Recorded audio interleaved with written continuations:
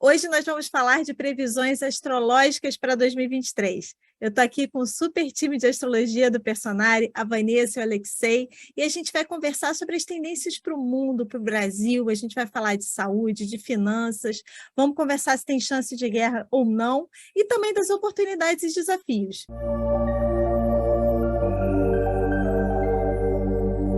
Qual o cenário para o Brasil no ano que vem? A gente saindo de um período de eleições, todo mundo está com essa preocupação e com essa ansiedade, no final das contas, de como é que vai ser, não só o ano que vem, mas os próximos anos. Mas aqui a gente está falando de previsões de 2023, então qual o cenário para o Brasil no próximo ano? O grande problema de lidar com a astrologia no que diz respeito ao Brasil são as celeumas em torno de qual é o mapa do Brasil que a gente tem que considerar. É para considerar o mapa da independência, 7 de setembro, ou é para considerar o mapa da República, 15 de novembro? Existem bons argumentos para os dois lados. Eu, particularmente, considero o seguinte: é uma posição que é uma posição polêmica, mas eu levo muito mais em consideração o mapa da República. Porque quando acontece a independência do Brasil, em 7 de setembro, depois, muito depois, o Brasil se torna uma república, né? E nós somos uma república. Então, considerando muito mais, nesse meu ponto de vista, o mapa da República, algumas coisas chamam a atenção. Por exemplo, primeira coisa, e aí eu diria não só para o Brasil, como também para o mundo em geral, nota-se o seguinte: Plutão, ele sai de Capricórnio depois de décadas em Capricórnio e entra no signo de Aquário em 2023, embora não dure todo o ano, né? O Plutão, ele entra no signo de Aquário em março, no final de março de 2023, e fica até junho. Depois ele entra em movimento retrógrado. Plutão em Aquário me chama a atenção demais pelo seguinte, porque Aquário é o signo oposto de Leão. Enquanto o Leão representa os governantes, representa aquela figura personalística, né, do governante, do indivíduo que governa, Aquário, ele é o contrário disso. Ele é a quebra da ideia de uma figura, uma personalidade. Ou seja, a entrada de Plutão em Aquário tende a prejudicar todos os governos que são centrados em torno de personalidades. Evoca muito mais a ideia de transformações por movimentos populares, por movimentos coletivos. Então, o Plutão em Aquário, ele favorece isso, ele favorece os levantes, ele favorece a participação popular, e é um tanto quanto delicado para a figura eleita, sobretudo porque a figura eleita tem essa personalidade que a gente pode chamar de leonina, entende? Que se concentra tudo em torno de si. Então, todo e qualquer país que seja governado por uma figura que tem uma personalidade muito forte, vai ser muito difícil para essa pessoa governar com Plutão em Aquário. E Plutão em Aquário, ele é a contrariedade dessa liderança, desse comando através de uma figura carismática. Então, com Plutão em Aquário, eu prevejo o quê? Levantes populares. É muito difícil governar assim. Então, entre março e junho, Plutão ele transita por Aquário, depois retrograda para Capricórnio, e entra em Aquário novamente em 2024. Com a passagem de Plutão em Aquário, vai ser muito difícil para governantes de personalidade muito forte governar qualquer tipo de país. Mas, em geral, eu diria o seguinte, ainda mais com Saturno transitando por peixes, se as pessoas que apostam no Brasil, no mapa do Brasil como sendo da independência, estiverem certas, o Brasil é de Virgem. Ele tem um Sol em Virgem. Um bom argumento para o mapa da independência é Virgem com ascendente Aquário, ordem e progresso. Você tem Virgem, que é o signo da ordem, e você tem Aquário no ascendente, que é o signo do progresso. E você tem Saturno em Peixes, que faz oposição ao Sol em Virgem do Brasil. Se a ideia do mapa da independência estiver correto, o governante, que é o Sol, é afetado pelo Saturno ao longo de praticamente todo o primeiro ano e todo o segundo ano. Isso prejudica o governante, e aí é muito complicado de governar. Então, eu não vejo para o Brasil, considerando se a gente vai saber se o mapa da independência realmente é o mais importante do que o da República, em 2023. Porque se o Brasil for virginiano, esse Saturno em Peixes não é legal para o Brasil. Ele vai representar uma dificuldade imensa do governante para governar. E aí, se a gente for pegar o mapa da independência, antes mesmo de Saturno se opor ao Sol, ele vai quadrar a Lua e o Júpiter nesse mapa da independência, que é o povo. Esse aspecto, que é particularmente forte ali no meio do ano, entre abril e junho, julho, é um aspecto que tende a gerar muito descontentamento. Isso aparece no mapa também de Revolução Solar da Independência, lá de setembro, e o mapa da posse. A posse se dá em 1º de janeiro. E aqui a gente vai ter uma Vênus conjunta com Plutão e Mercúrio com aspecto de muita tensão, não é um aspecto fácil para você assumir. Uma coisa também que eu queria lembrar é o seguinte, a gente na astrologia estuda ciclos passados, e a última vez que Saturno esteve em Peixes foi entre 94 e 95, e ali a gente teve um advento bem importante, que foi a criação do real, da moeda real. Até então, a hiperinflação tornava o Brasil praticamente ingovernável. E o Saturno vai voltar a transitar na casa 1 desse mapa da independência, e aí a gente pode esperar reformas administrativas, reformas de todos os tipos, uma nova estruturação, e isso nem sempre de forma popular, agradável, principalmente nesse ano de 2023, que é quando Saturno quadra a Lua e Júpiter e corta privilégios, corta coisas que as pessoas sentiam como benéficas, dá um descontentamento, como foi dito.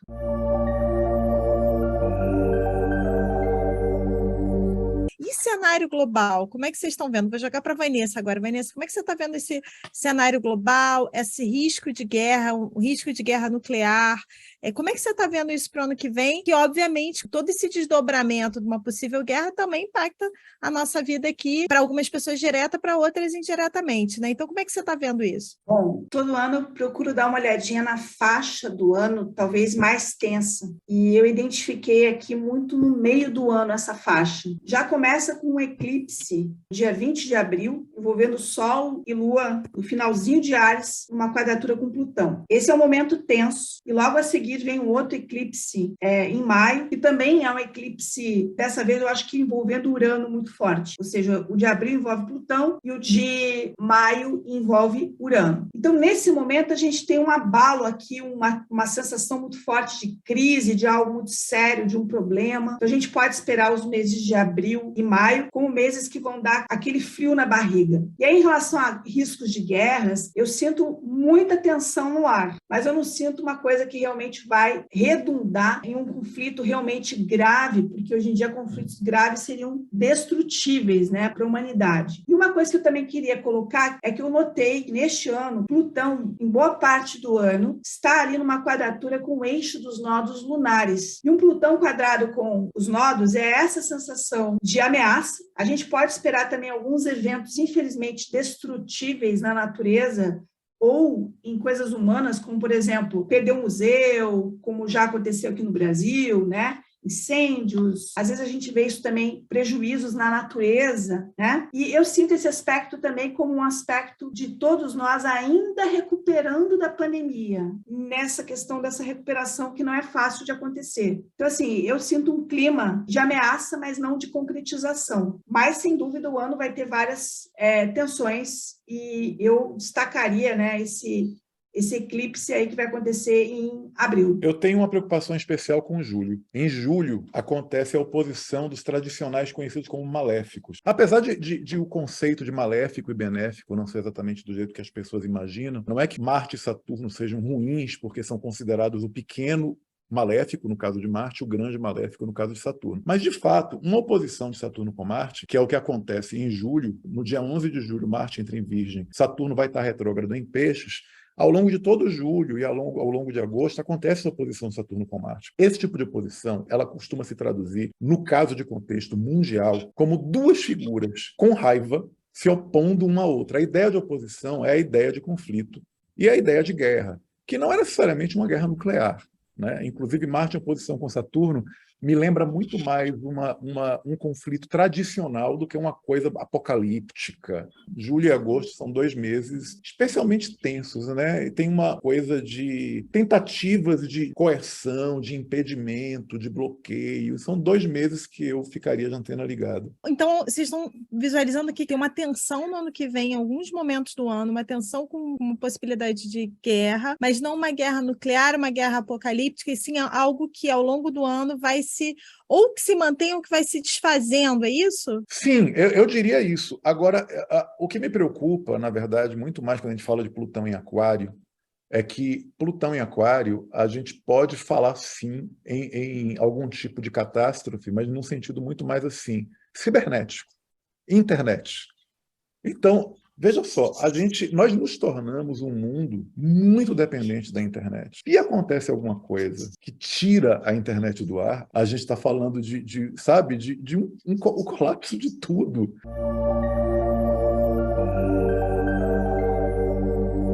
E aí, nesse ano, vai vir uma tensão, sem dúvida, financeira. Realmente, as tensões do ano, elas ficam muito concentradas entre abril e agosto. Aí volta em outubro, porque é quando a gente tem 2 eclipses ali acontecendo no mês de outubro. Vanessa, qual o período que você falou da questão financeira? É maio.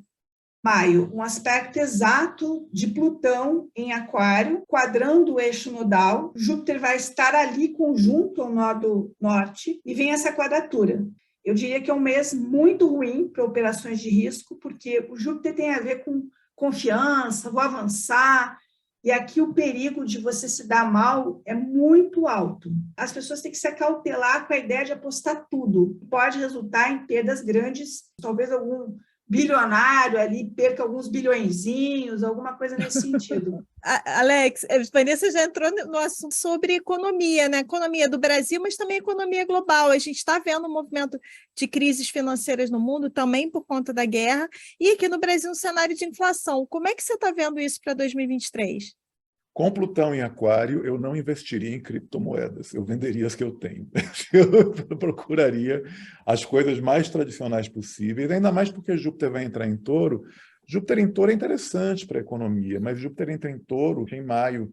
Então, eu acho que existe uma tendência ao crescimento econômico, sim. Não é um cenário paradisíaco, mas é um cenário positivo. Agora, a minha preocupação realmente envolve tudo que é muito pós-moderno, com Plutão em Aquário, tudo que for meio que mal fundamentado no que diz respeito a questões que envolvem internet, criptomoeda, NFT, tende a se desfazer. Então, eu tomaria cuidado nesse sentido. Com Júpiter em Touro a partir de maio, eu tenho uma visão positiva no que diz respeito à questão do progresso econômico, as melhorias, né?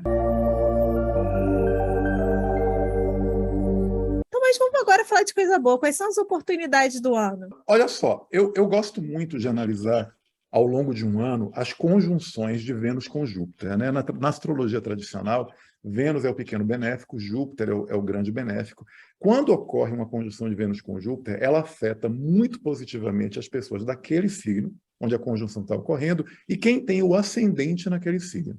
Então, por exemplo, ao longo de 2023, a gente tem algumas conjunções que são particularmente interessantes de Vênus com Júpiter.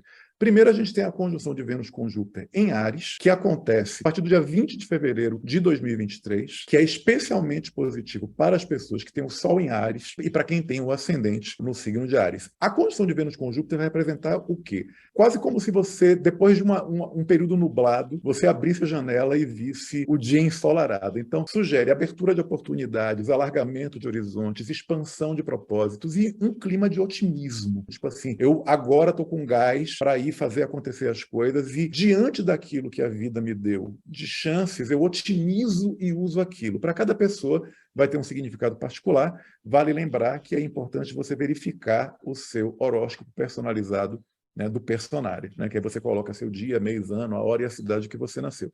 Mas, em geral, para as pessoas de Áries ou que têm ascendente Áries, o período a partir do dia 20 de fevereiro de 2023 até o comecinho de março de 2023 tem essa janela de oportunidade muito boa concedida pela conjunção de Vênus com Júpiter. Eu diria que não só para Áries, para signos de fogo, quer dizer, você tem as pessoas de Áries que são diretamente beneficiadas, e você tem Leão e Sagitário que também levam um eco desse benefício da conjunção de Vênus com Júpiter. É muito melhor para quem tem ascendente Áries, secundariamente também é bom para quem é do Sol em Áries, tá? Mas muito mais interessante para quem tem ascendente Áries. Aí depois o que acontece? A gente tem a entrada de Júpiter no signo de Touro, que acontece em maio. A gente não vai ter conjunção de Júpiter com Vênus em Touro, porque Vênus já terá passado por Touro, né? Mas você vai ter alguns alinhamentos, alguns ângulos que são particularmente interessantes. A gente tem em outubro, a partir do dia 10, a gente tem um trígono que acontece entre Júpiter em Touro e Vênus em Virgem, que aí favorece favorece os signos de terra, Touro, Virgem e Capricórnio, que sentem essa expansão de oportunidades e essas janelas de chances boas que surgem, né? Que vai pegar esse período de outubro. Agora, eu diria que uma das grandes oportunidades para o mundo, não falo nem só de pessoas, nem só de Brasil, mas para o mundo todo, é a entrada de Júpiter em Touro. A gente diz que quando Júpiter passa por algum signo, ele exalta as características daquele signo, né? E a gente tem em Touro o quê? A gente tem Touro representando agricultura, a gente tem Touro representando dinheiro, bens, posses, e principalmente, aí entra uma coisa interessante que é importante destacar, Júpiter em Touro não é tanto o ganhar o dinheiro, mas é administrar melhor aquilo que você tem. Procure observar o que você tem, porque por menos que você tenha, você tem coisas. Eu gosto muito de enfatizar isso. Você já tem, a coisa está ali na sua mão. E talvez você esteja subutilizando, você não esteja dando o devido valor. E isso vale para tudo, para dinheiro, para casamento, para amizades. Touro tem a ver com aquilo que eu já possuo. Como a gente vai ter em 2023 uma dobradinha entre Áries e Touro, porque o Júpiter vai ficar em Áries até maio, eu, como ariana, vou explicar o Áries. O Júpiter em Áries, que vai ficar até maio, ele tem muito a ver com você mesmo, porque muitas vezes a gente poderia ter uma vida melhor, só que a gente não está trabalhando na gente mesmo. E o Júpiter em Áries fala que enquanto você não trabalhar nisso, a tua vida não vai para frente, porque a gente depende de nós mesmos para que a vida vá para frente. Então, eu colocaria que uma oportunidade que nós vamos ter até maio é como que eu me melhoro. E aí você tem que olhar para coisas que estão te atravancando, pessimismo, autocrítica excessiva, perfeccionismo excessivo, medos exagerados, e você dizer, gente, eu preciso eliminar isso porque eu tenho que começar a subir na vida. O Júpiter tem a ver com subir. A gente veio de um 2022 muito acelerado com Saturno com Urano. Nós vamos ter uma mudança essencial no céu a partir de março, em que o Saturno entra em Peixes, e em maio Júpiter entra em Touro. Nós vamos pegar 2 signos de natureza que falam que a gente tem que tentar cumprir os nossos compromissos, mas de uma maneira não tão apertada, tá? Porque o Saturno quadrado com Urano, que foi o aspecto tenso de 2022 e 2021, é um aspecto que a gente toda hora está na correria, às vezes não desfruta, trabalha muito, estressa, e esses 2 signos, Peixes e Touro, falam também do valor do descanso, porque quando você descansa, tira mini férias, aproveita um feriado, você volta com mais fôlego. Alex, um dos temas que ficou muito, né, na mídia, na cabeça das pessoas nos últimos anos, obviamente, foi a questão de saúde, e pelas questões de saúde e pandemia, acabou também gerando uma série de questões de saúde mental e emocional coletivas. Como é que você está vendo isso em 2023? A minha visão no que diz respeito à questão de doenças, né, de pestes e coisas do tipo é o seguinte: o Saturno em Peixes, né? Saturno em Peixes, ele é um trânsito que ele costuma representar sacrifícios e problemas no que diz respeito a questões de saúde, principalmente saúde mental. A gente fala de questões envolvendo depressão, envolvendo ansiedade, perda de sentido da vida. Então, eu fico muito mais preocupado em 2023 com a saúde mental, mais do que com a saúde física, tá? Em termos coletivos. Tá? Então, com Saturno em Peixes, eu ficaria muito mais preocupado com questões psiquiátricas mesmo, né? E eu coloco o seguinte, na esteira daquele Plutão ainda em quadratura com os nodos, muitas pessoas não se recuperaram da pandemia, e eu não falo apenas no sentido físico. Muitas pessoas acabaram se acostumando com o isolamento, estão ainda com dificuldade em voltar, e acabaram criando vários sintomas e manias. Então, a gente ainda vai ter as sequelas disso esse ano. Nós vamos ter várias luas novas que vão acontecer mais ou menos entre junho e novembro. Acho que a única que não vai ser sobre isso é julho. Essas luas novas entre junho e novembro vão pegar muita questão da saúde, tá? Então, nós todos vamos estar mais vulneráveis nessas luas novas, e a de novembro pega muito na parte tanto física quanto psicológica. E o Saturno em Peixes, ele dá, às vezes, um desencanto, uma perda de sentido. Às vezes, pessoas que vêm vindo em batalhas prolongadas se sentem particularmente cansadas e derrotadas aqui. Então, se a gente for usar a astrologia como estratégia, eu colocaria que o lado bom do Júpiter em Áries até maio, é você mexer com o corpo, fazer coisas que animem, que saiam da rotina, para aumentar o grau de energia. Áries tem muito a ver com energia e tender a cair menos.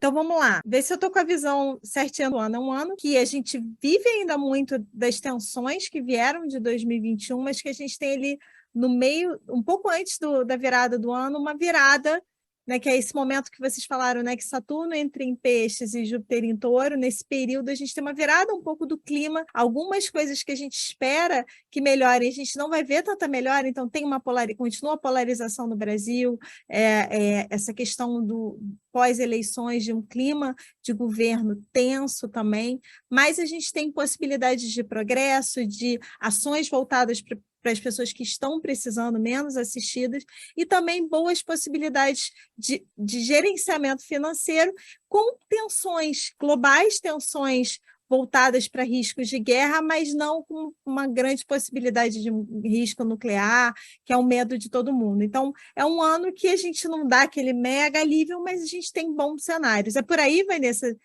Tem alguma coisa que você queira complementar? Eu acho que desde que a gente teve a pandemia, sempre o ano seguinte foi um pouco melhor do que o anterior. Então, eu acredito que 2021 já foi melhor do que 2020, 2022 já foi melhor do que 2021 e 2023 já vai ser melhor do que 2022. Então, essas foram as previsões para 2023. Eu queria que você já comentasse aqui o que você curtiu, o que te deu ânimo para o ano e o que deu aquela tensão básica. Sempre dá, né, gente? Então, comenta aqui que a nossa equipe continua essa conversa com você. Não deixa também de acessar o link que a gente colocou na descrição para uma página especial do Personare, onde você vê todas as suas previsões personalizadas da astrologia, do tarô e da numerologia. E não deixa também de se inscrever no canal e ativar as notificações, porque tem muito vídeo legal vindo por aí. E eu te vejo na próxima previsão.